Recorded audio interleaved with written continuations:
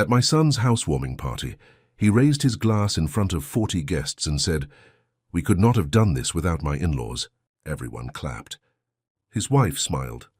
Her parents stood there glowing like they had personally laid every brick in the foundation. My wife Ruth looked down at her plate, and I just smiled. Because the house my son was showing off that night had been paid for with money from my account. My name is Calvin Monroe. I'm 67 years old, retired from a heating and cooling business in Des Moines, Iowa. For most of my life, I was not a flashy man. I wore work boots. I drove the same truck for 15 years. I fixed furnaces in January and air conditioners in July.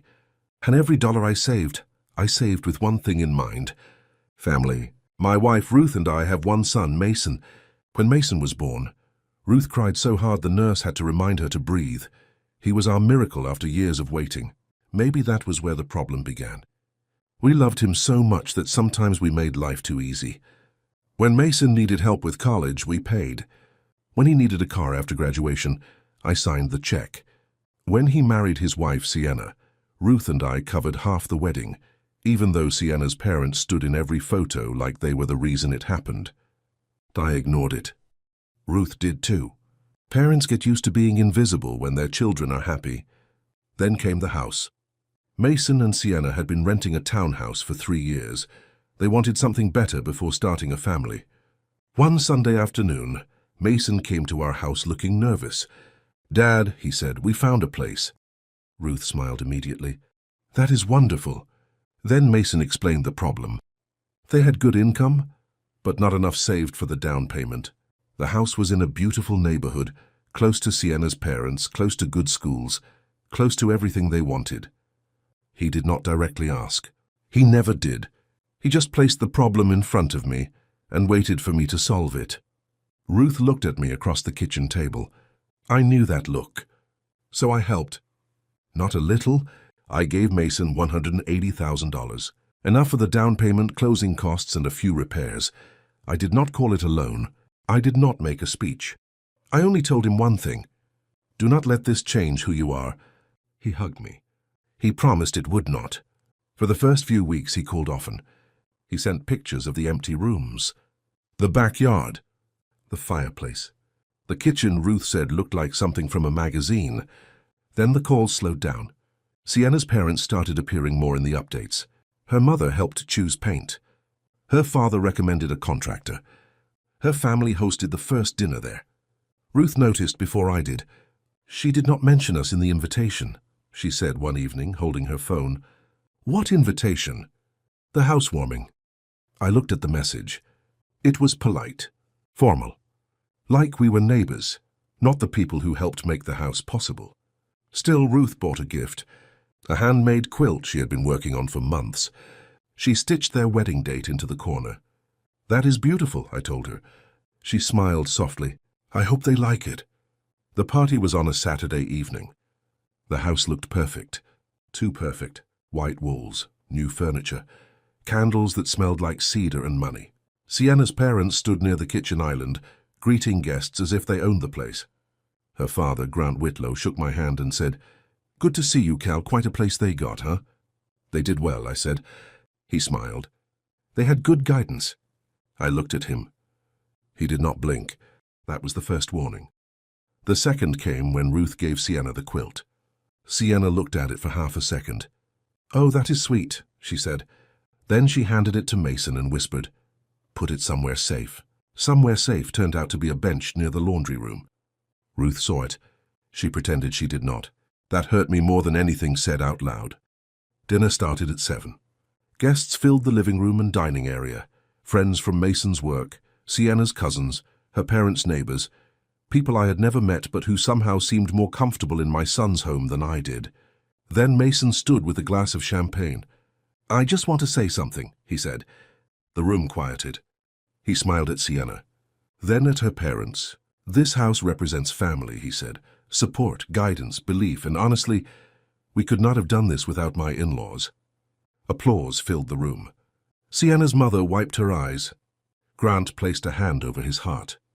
Ruth looked down, and Mason did not look at us once. Not once. I felt something inside me settle, not break. Settle. There is a difference. Breaking is emotional. Settling is final. I stood up quietly. Ruth looked at me. I took her hand. We are leaving, I said. She did not ask why. She just stood with me. Mason noticed us near the door. Dad, he called, you leaving already? I smiled. Yes, congratulations on the house. Then I walked out. No scene, no accusation, no ruined party. Just the sound of the front door closing behind the two people who had been erased from a story they had helped write. That night Ruth cried in the car, quietly. She tried to hide it by looking out the window. But after 43 years of marriage, I knew the sound of her trying not to break. He did not even mention you, she whispered. I corrected her gently. He did not mention us. When we got home, I went to my office. Ruth went upstairs. I opened the file marked Mason House. Inside were copies of every transfer, every email, every bank record, and one document Mason had signed without thinking much about it. The money I gave him had gone through a family assistance agreement. My attorney had insisted on it. I had nearly refused. He is my son, I told her. And she said, then protect both of you. The agreement said the funds were conditional.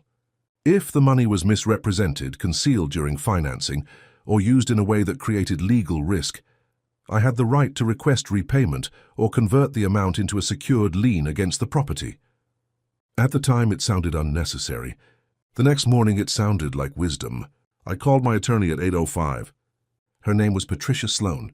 She answered because she had known me for 20 years and knew I never called on Sundays. I told her what happened. She listened quietly. Then she said, Calvin, there is something you should know. My stomach tightened. What? The lender called my office Friday to verify the source of the down payment. Mason and Sienna listed it as a gift from Sienna's parents. I closed my eyes. There it was. Not just disrespect. A lie on paper. A lie that could affect the mortgage. A lie that could pull me into something I never agreed to. Send the notice, I said. Patricia paused. Are you sure? I looked toward the staircase where Ruth was moving slowly around our bedroom, still carrying the hurt from the night before. Yes, I said, I'm sure. By Monday morning, Mason's lender had received formal documentation showing the true source of the funds. Patricia also filed notice of my financial interest according to the agreement Mason signed. At 10:42, Mason called. I let it ring once, twice, then answered. Dad, what did you do? There was panic in his voice, not sadness. Panic. The bank called, he said. They said there is a problem with the down payment paperwork. Yes. They are asking why we said Sienna's parents gave us the money. I waited. He said nothing. So I asked, why did you? Silence. Then he whispered, Sienna thought it would look better. Look better. That was the whole disease in 2 words. Not be better. Look better. He kept talking fast. He said it was just paperwork. He said nobody was trying to hurt me. He said the party toast was not meant that way. Then he said, Dad, please, this could mess up everything. I looked at Ruth's quilt folded beside my office chair, the same quilt Sienna had placed near the laundry room. No, Mason, I said quietly. The lie messed up everything. I just corrected it. That afternoon, Mason and Sienna came to our house. Sienna's confidence was gone. Mason looked like a boy again, standing on my porch with his hands in his pockets. Ruth opened the door but did not invite them in. Mason looked at her first. Mom, I am sorry. Ruth's face stayed calm. For what? He swallowed. For not mentioning you. And your father? He nodded quickly. For not mentioning Dad. I stepped beside Ruth. That is not the only problem. Sienna crossed her arms, then seemed to remember she no longer controlled the room and dropped them. It was a mistake, she said. No, I replied. A mistake is writing the wrong date. You told a bank your parents gave you money they did not give you. Then Mason thanked them publicly for what we did privately. Her face reddened. Grant and his wife had not given $1 toward that house. They had given advice, paint opinions, a toast, and somehow they received the honor. I told Mason he had 2 options: correct the documents fully and sign a repayment plan, or allow the lien to remain until the property was sold. He stared at me. You would do that to your own son? I looked at him for a long moment. No, Mason. I am doing this because my son did it to me first. That sentence landed. His eyes filled. Sienna looked away. For the first time, there was no performance left. Only the truth. They signed the corrected documents. The bank kept the loan active, but the lie was recorded. Mason agreed to repay part of the money monthly. Not because I needed it, because he needed to understand what it costs when pride is bought with someone else's sacrifice. Weeks passed before he visited again. This time he came alone. He brought Ruth's quilt. It was folded carefully in his arms. "I want to hang this in the living room," he said. Ruth touched the stitching but did not smile right away. "Do you?" He nodded. "I should have from the beginning." Then he looked at me. I was embarrassed, he admitted. Sienna's family looked successful. I wanted them to think I had done it without needing help. I said, "You confused help with shame." He lowered his head. "Yes." That was the first honest thing he had said in months. I did not forgive everything that day. Ruth did not either. But we let him come in, because consequences should teach, not just punish. Now Mason calls before making decisions that involve us. He pays every month. Sienna is quieter around us. I do not know if that is humility or caution. Either way, I accept it. Aunt Ruth's quilt hangs in their living room now. Not near the laundry room. Not hidden away. In the living room where guests can see it. Sometimes disrespect does not arrive as shouting. Sometimes it arrives as a toast, a room full of applause, a mother looking down at her plate, and a father realizing that if his sacrifice can be erased in public, then the truth can be restored in public too. My son thought gratitude was optional, because love had always been quiet. The next morning he learned that quiet love still keeps records,